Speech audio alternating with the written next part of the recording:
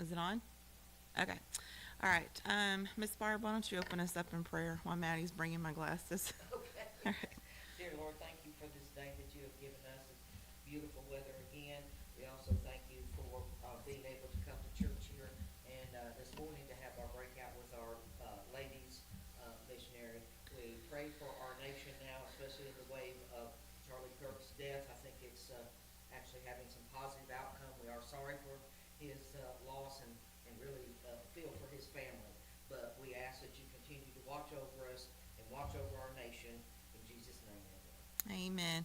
All right, we're going to be in John 2. John 2, if you want to go ahead and open there. And I'm going to admit this is not all me. This is a sermon that I heard.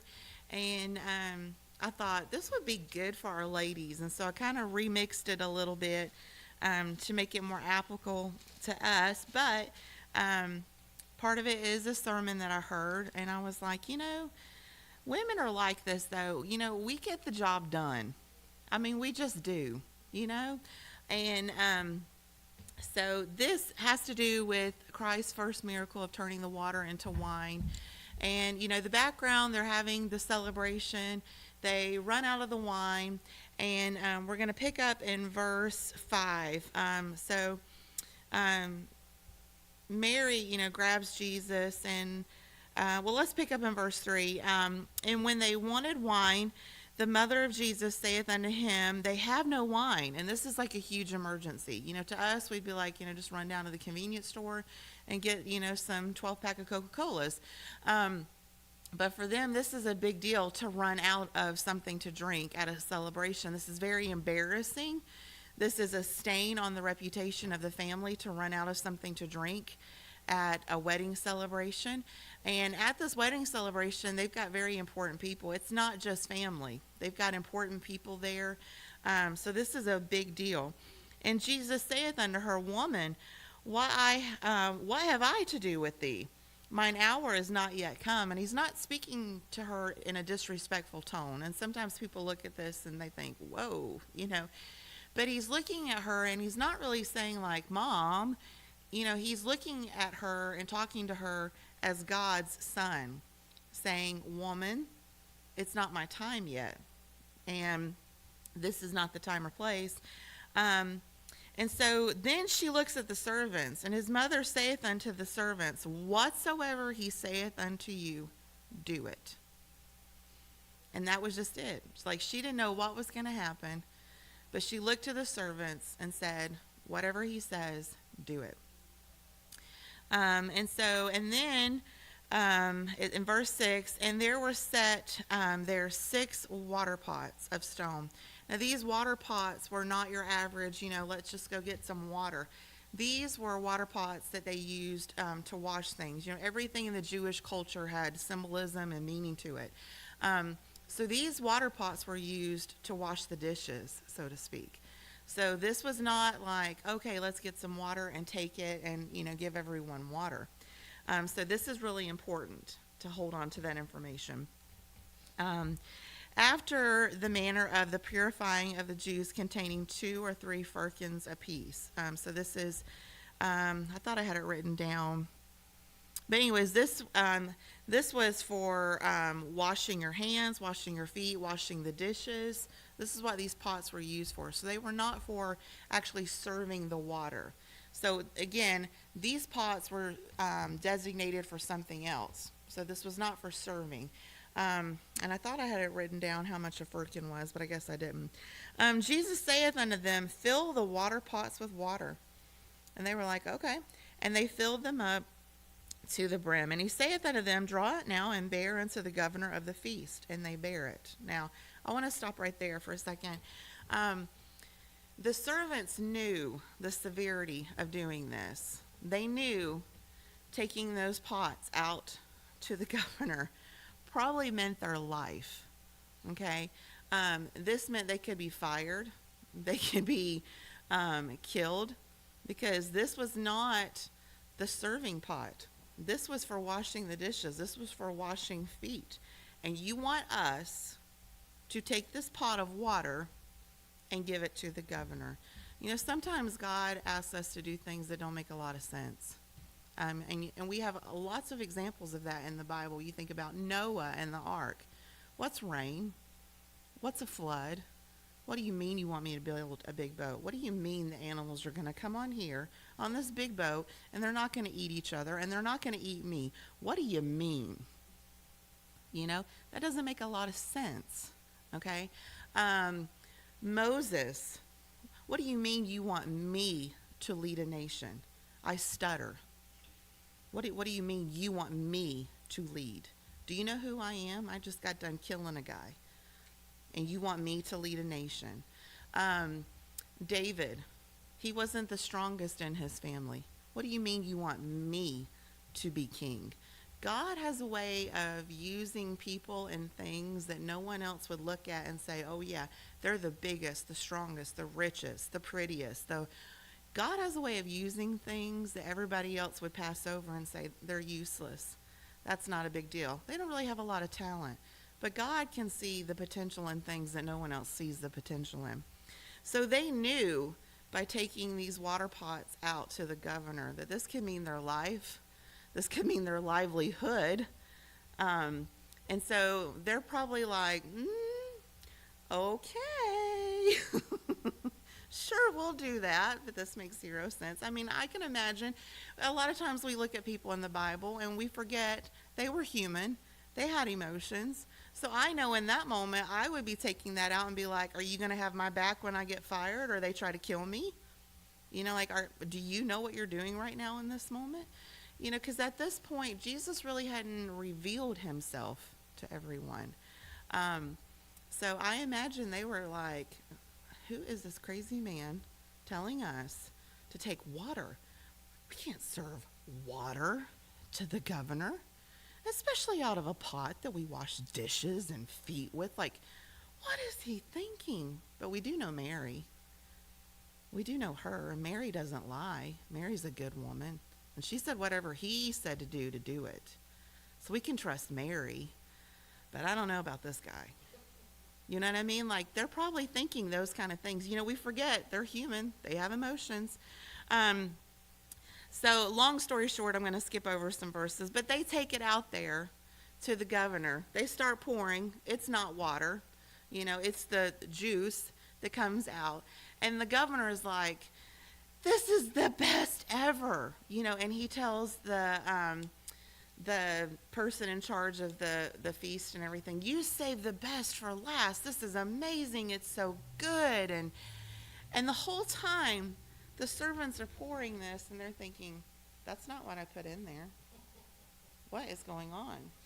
You know, like, oh, yeah, you know, and they're probably like, you know, maybe the guy is like, servants, you did amazing. Like, you knew exactly what to serve right at the greatest time with the best part of the meal. And they're probably like, uh-huh. Sure, we did. Yeah, uh-huh. One of the best parts of this story to me that I love is the very ordinary, simple, not the famous, not the rich, not the important, not the strongest and the prettiest and the handsome and the famous or whatever. It was the servants that got to witness his very first miracle. The most unimportant people. You know, the shepherds were the ones to know about Christ's birth. Not the rich and famous, not the kings and queens, not the rulers. The shepherds knew about Christ's birth. That to me says, God can use me. You know, I don't have to be someone important and famous and rich and pretty and strong and all these things that the world focuses on. He can use the ordinary. And I look at that, and the servants got to know that they saw Christ's miracle before anyone else. They knew it. It was a secret, and they knew it. They're pouring that out, and okay, that's not water anymore. You know, that's not what we put in there. And here the governor's going on and on and on about how amazing this is, and they're probably fearing for their lives as they're pouring it. And now they're thinking, oh wow, okay, we don't have to be scared anymore. This is different. So it's simple. They saw something supernatural. They saw a miracle. Only God can do that. And then it was a secret amongst the servants. Only they knew what was going on. Um, and so it got me thinking, God is looking for his servants. And it doesn't have to be someone who's amazing. He's just looking for someone willing to serve. And even though those servants were probably skeptical of, you want us to do what? You want me you want me to do what now? They still did it because Mary said, whatever he says do, just do it. Just do it.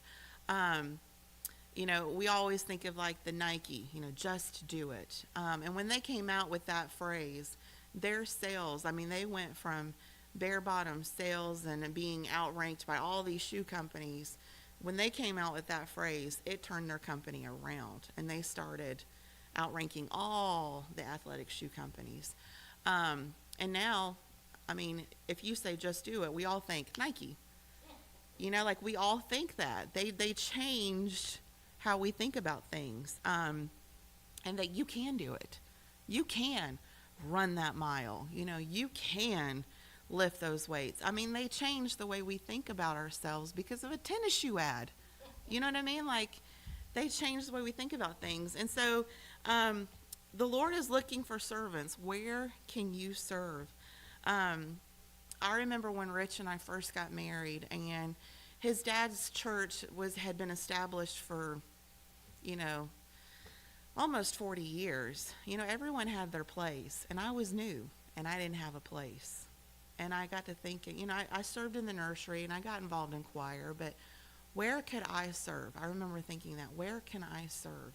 And I always loved cards. Like, I always loved stationery. I still love collecting stationery, like obscene amounts of stationery.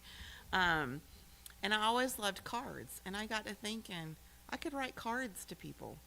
No one knows me in this church. All they knew, I would walk in with Rich and you could just feel the eyes on me, like, oh, Rich has got a girlfriend. Wonder what she's like. Oh, they're getting serious. Wonder what she's like, And so I started writing cards to people so that I could get to know the church members and they could get to know me. That was the first place I served in the church that he grew up in, was just writing cards. Praying. I remember Rich's grandmother. She lived to be, I believe, 81, 82. And she could run circles around us all. That woman had more energy than, I don't know. It was really amazing at her age how much she could do. But I remember her talking about, the Lord telling in the Bible, teach us to number our days. Use your days to the fullest. But as she got older and she slowed down a little bit, which really was like the last 2 years of her life, honestly, she did not slow down. But she would pray. She would pray for people. And, and when Grammy said she prayed for you, you knew she was praying for you, But she would pray. I remember when I was pregnant with Jackson and I had a really hard time and things like that. And a school parent said, give me the key to your house and I'm going to come clean your house. I was like, you have no idea what you're walking into right now. And she goes, I don't care. And I knew she meant that. I knew she was not going to judge me for what my house looked like. There was just something in her face. I knew that. And I was like, okay, here you go and good luck. And I came home and I really thought it was going to be she's probably just going to surface clean and straighten up, which is still fine because it's better than what I can do right now. I'm on partial bed rest and, I'm surviving life right now. No. I called her and was like, what did you use on my bathtub? I've never been able to get the soap scum off that good. And, and I still use some of the things that she told me. I was just like, this is amazing. That woman, I know she spent hours at my house, but she cleaned.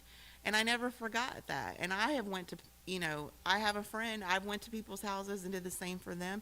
I had a friend who called me up. She knew I was going through a hard time. And I was like, I'm so overwhelmed right now with life. And she goes, I'm coming over. And she looked at my laundry pile and said, no wonder you're overwhelmed.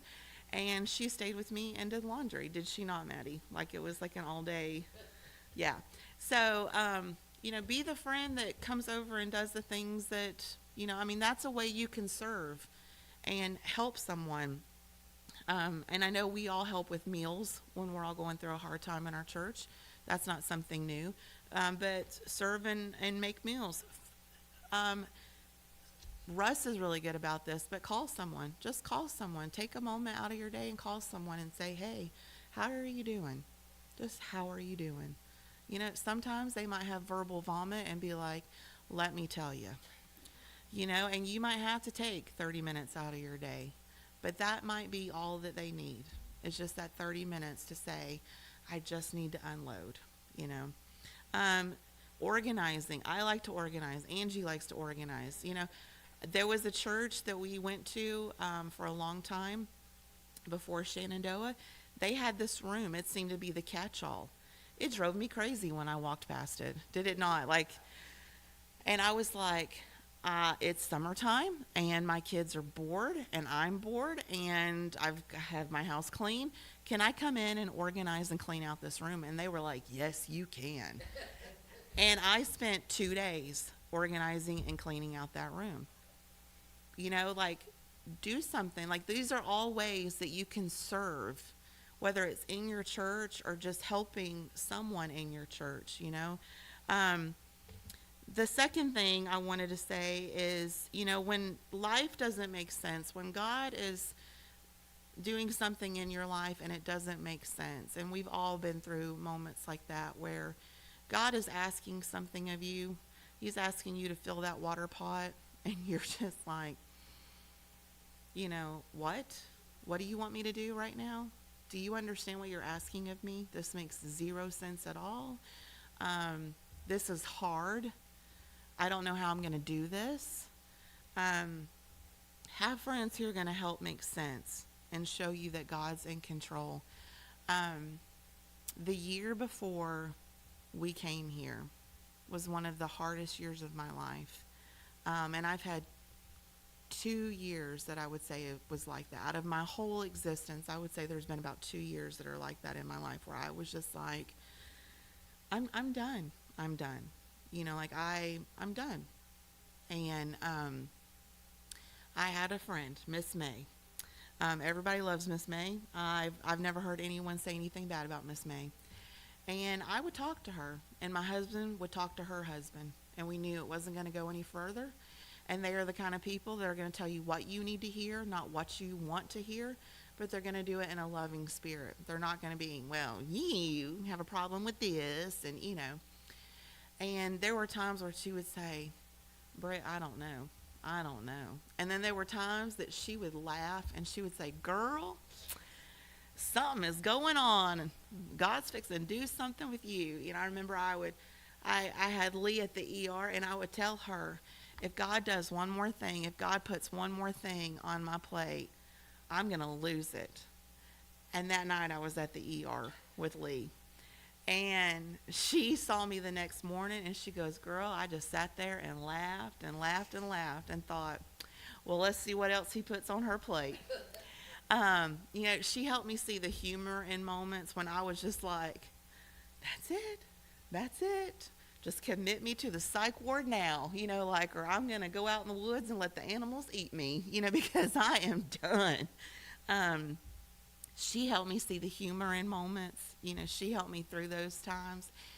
And then, at one of the hardest times, she looked at me and she said, Brittany, this is why this happened in October. And this is why this happened in December. And this is why you went through this. And she helped click all those things in place. And she cried with me. That's a friend. That's a friend who took on my burdens when I didn't even know. I just thought she was a listening ear. I just thought she was just listening. That's it. But she took on my burdens. That's a friend that sticketh closer than a brother. You find you a friend like that that's going to help you make sense of things when nothing makes sense in your life. And then when it was all over with, and I said, Miss May, there is a church on a mountain that wants us to come. You'll never guess the name of that mountain. you know, they want rich and they love us. And I can't believe this is happening, you know. And she said, girl, God took all of that. It was moving y'all away from all these things to get you to this point.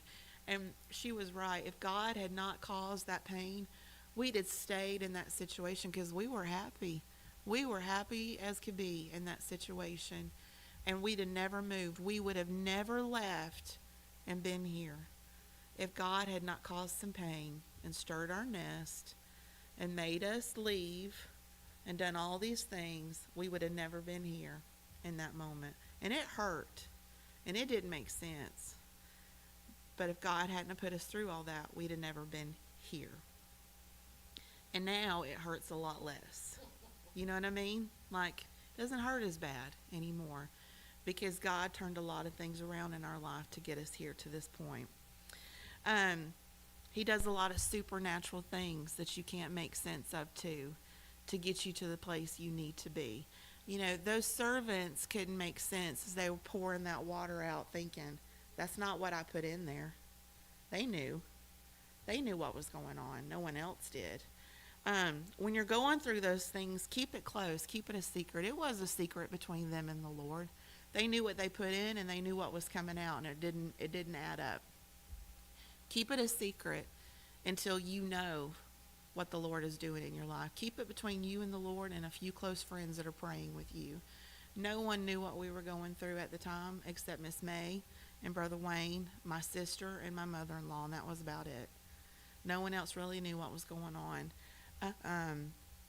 And then when it was over with, we could say, let me tell you what the Lord has done in my life. Let me tell you what he has brought us through. You know, those servants could have walked out and said, okay, listen, there's this man back there, and he made us do this. And, you know, so just don't be mad at me. I mean, as humans, we would have done that. I would have done that. I probably would have been, listen, there's this man back there. He made me do this. Please don't be upset with me. They would have ruined it.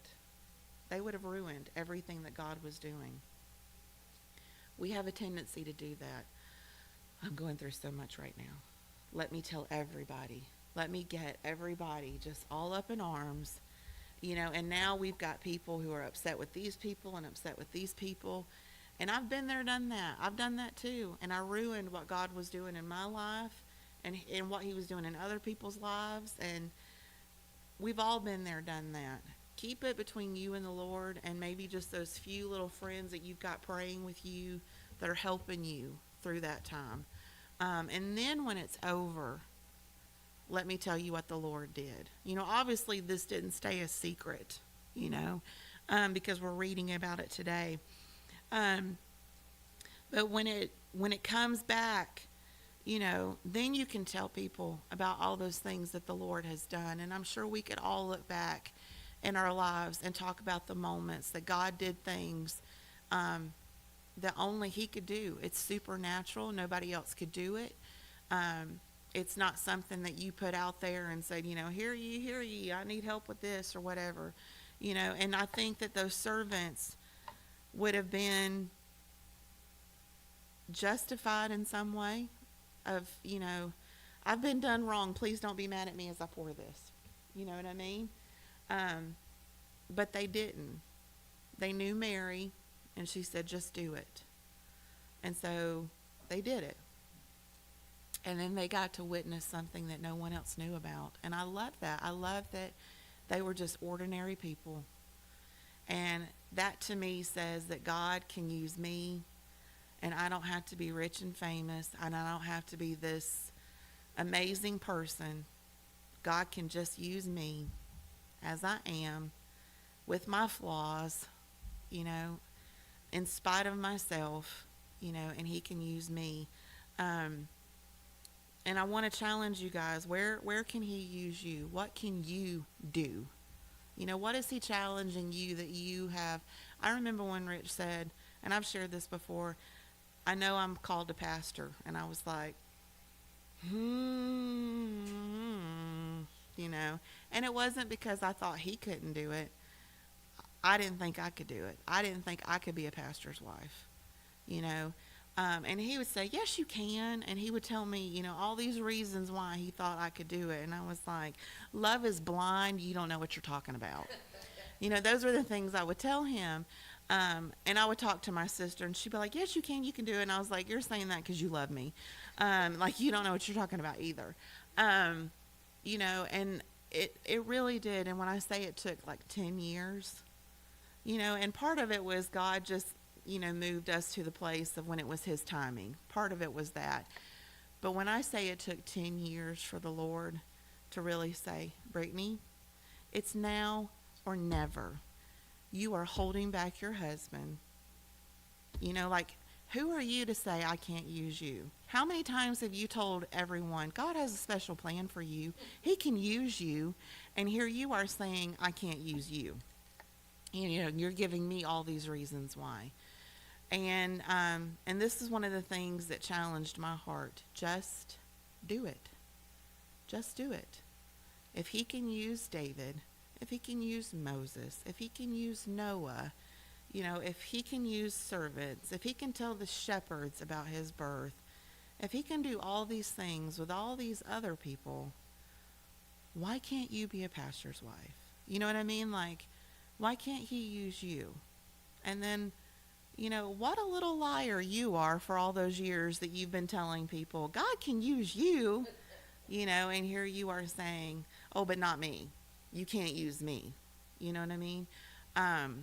What has God put on your heart that he's telling you, I want you to do this, and you're saying, not me, I can't do that.